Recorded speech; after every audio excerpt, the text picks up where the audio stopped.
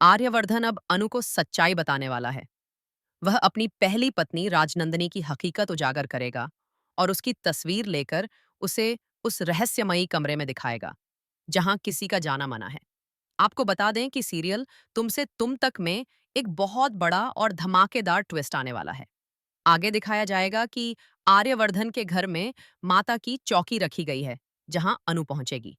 वहां पहुंचने के बाद आर्यवर्धन अनु को अपने साथ ले जाएगा और कहेगा कि तुम यहां तो आ गई हो, लेकिन फिर वही सवाल करोगी। अनु कहती है कि वह आज राजनंदिनी जी से मिलना चाहती है और उनसे माफी मांगना चाहती है, क्योंकि उसने आर्यवर्धन के बारे में कुछ और ही सोच लिया था।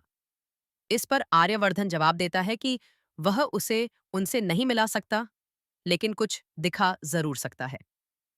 इसके बाद वह अनु को बंद दरवाजे के पीछे उस कमरे में ले जाएगा, जो राजनंदिनी का कमरा था। वहां वह उसकी तस्वीर दिखाते हुए कहेगा कि यही राजनंदिनी है।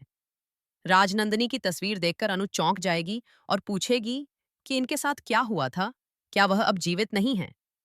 तब आर्यवर्धन कहेगा कि नहीं, वह अब जिंदा नहीं है। वह उसकी पहली पत्नी थी और उसका पहला प्यार थी, लेकिन उनकी मौत हो चुकी है। यह सुनकर अनु बहुत भावुक हो जाएगी और कहेगी कि वह जानना चाहती है कि उसकी पहली पत्नी के साथ आखिर क्या हुआ था। इस पर आर्यवर्धन कहेगा कि जो कुछ भी हुआ वह बताना नहीं चाहता। बस इतना जान लो कि वह उसकी पहली पत्नी थी और वह उससे बहुत प्यार करता था।